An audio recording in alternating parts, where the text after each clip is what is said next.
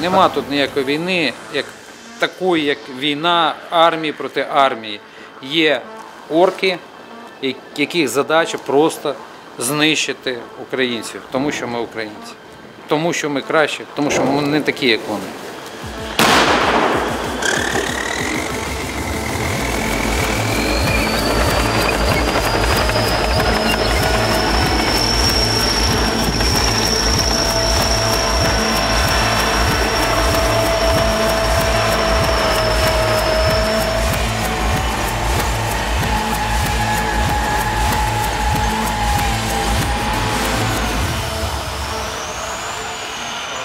Взагалі ми 8 років воюємо.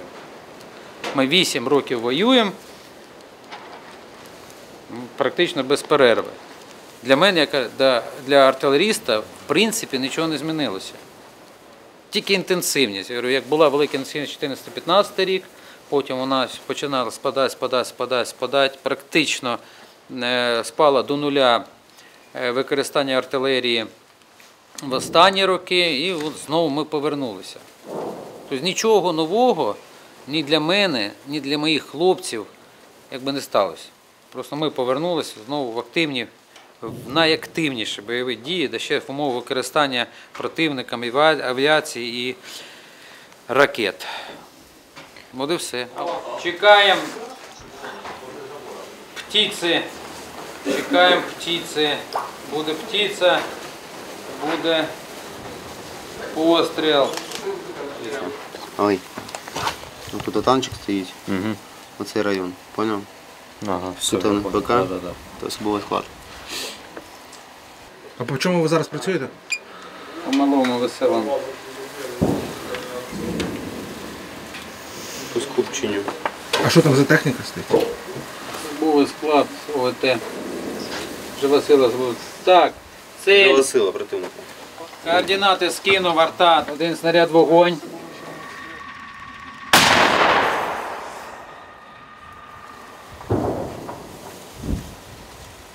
Есть разрыв. Есть разрыв. Подобріш. За дерево. Прицел менше 2 і один снаряд вогонь.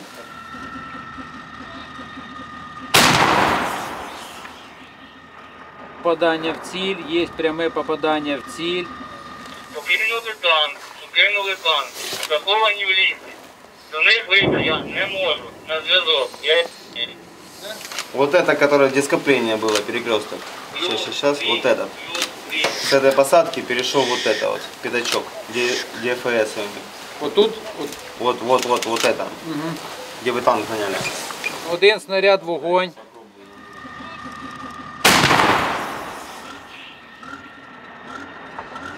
Є пряме попадання в ціль. Вже з такої висоти це понять. Куди він валить? Запалив щось, не? Ну да, щось димить так дебело. Бить дебело. Тринь-тинь-тинь. Перерив між хатами. Вот это він гилить. Чинь. Скупчення особового складу. Вот тут. Я зрозумів. Один осколок вогонь. І більшість цілей вражається вогнем артилерії. І якщо все йде удачно, то в принципі артилерія як мінімум подавляє сили противника.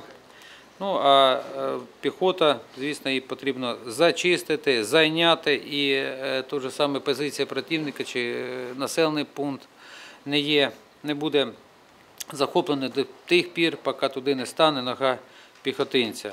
Слава Богу, ми знесли їхні перші найбільш підготовлені сили, і тепер йдуть всякий непотріб. Ну, це більшу частину вони використовують як гарматне м'ясо, саме цих ДНРівців, ЛНРівців. Ну, що хотіли, то вони отримали. Я бачив в Кутузовці цих воїнів 19-21 року. Це просто м'ясо. Кадрові російські військові, вони стоять поодаль. От, я думаю, що от, арта їхня добре працює, я впевнений, танки їхні дуже добре працюють, це росіяни.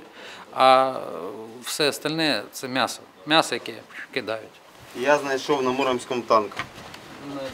Ось, дивіться, видвинувся він от сюди, бачите, перехрестя, а він ось отут заховався, падлюка. Я бачу, все, я зрозумів, другий, це другий. Да, якраз на перехресті. Зайот назад. Стоїть рідненький.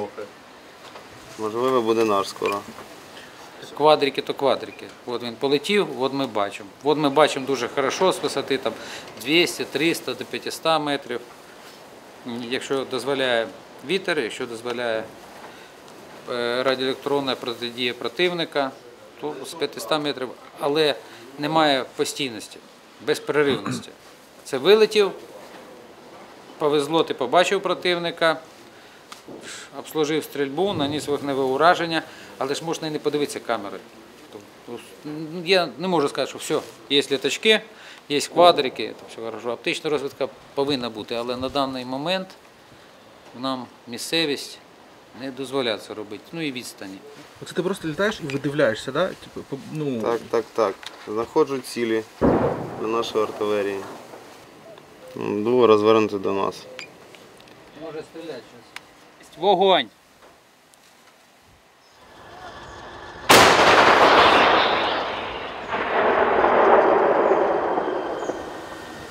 Правее 002. Вогонь.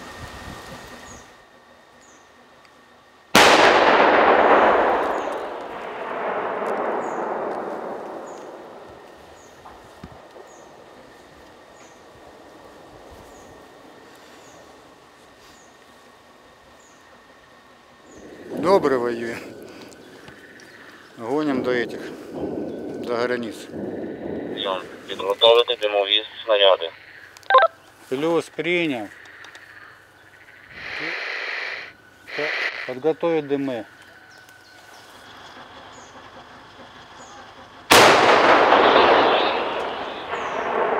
Зараз, мабуть, навпаки, трохи легше.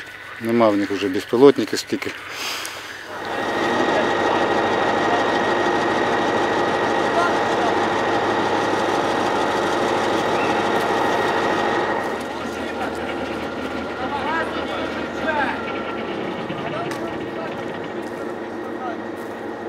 А потом спрашивали, место дислокации точку машин скинуть еще. Новые позиции. База спрашивала новые позиции, координаты новых позиций. Отлично воюют. Поперебивали уже нормально. Українські артилерісти, ну, на голову вище, ніж орки. В чому секрет ваш? Мне кажется, в экипаже. В экипаже. Если экипаж укомплектованный и понимает друг друга, то экипаж, ну, делается все быстро и слаженно, да. Ви вместе сколько уже?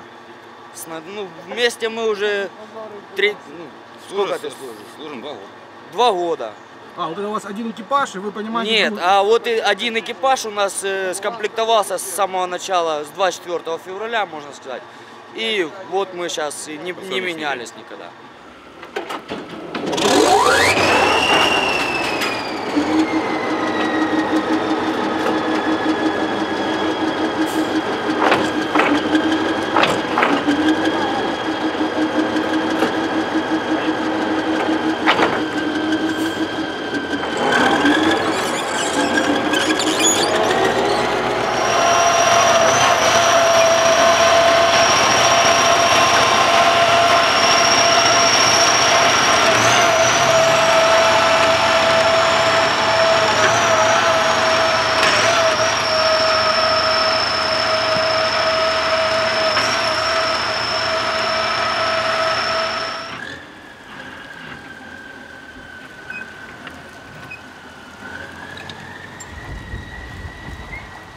Максимум 3 постріли треба зробити, щоб попасти. А то бувало таке, що і навелись хорошо, там скорректировались.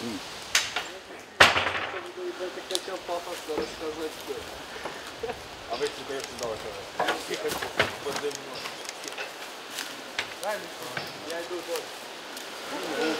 Чай, кофе мы вам не предлагаем, потому что костер запрещено палить.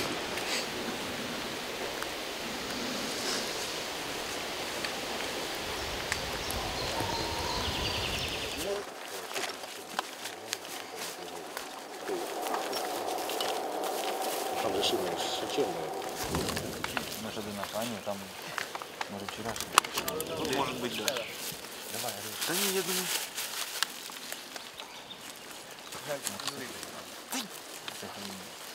Давай, следующий. Давай. Что ты говоришь? Я не знаю. Рома.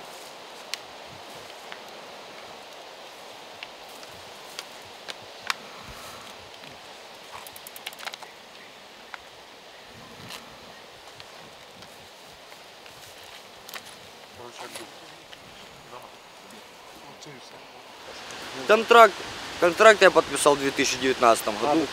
Да, и вот уже закончится 31 числа. І ви продовжите його? Там, а меня, наверное, никто не отпустит пока.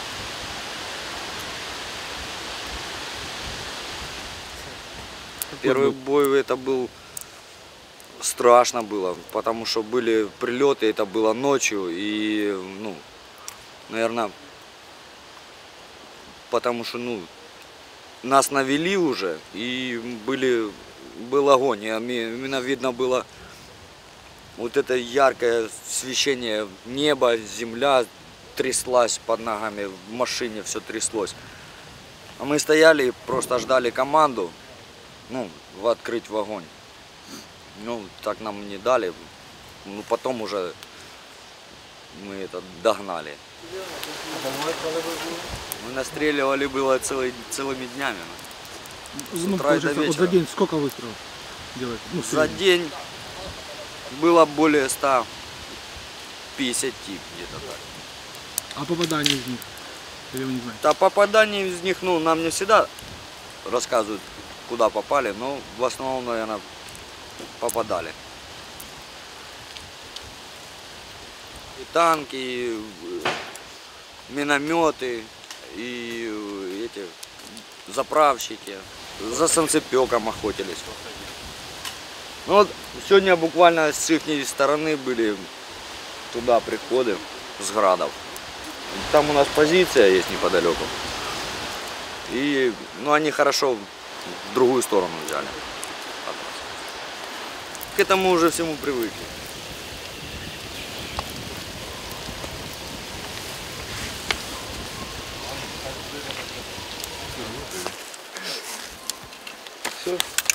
Все, кино окончено. Справились. Да.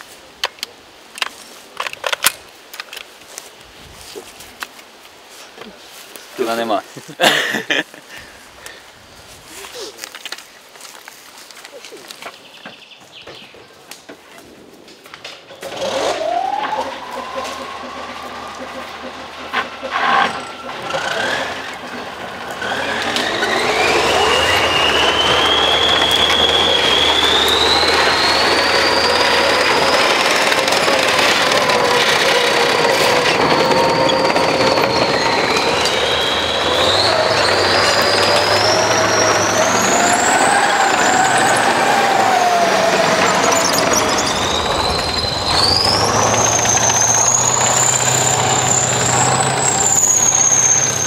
Я не буду загадувати, це війна. Да, ми зробимо все, щоб стати на наш кордон. Я б і далі пішов би. Але на це є старші командири, а над ними є старші командири, є політична воля. Не знаю, що нам робити з таким скаженим сусідом. З Божою допомогою ми переможемо в цій війні, треба бути готуватися до іншої. Бути готовим до іншої. Бути такими готовими, щоб у противника не виникло навіть думки сюди двинутися. Щоб він знав, якщо я сюди двинусь, то це буде смерть. Це будуть гори трупів, українці все одно отоб'ються.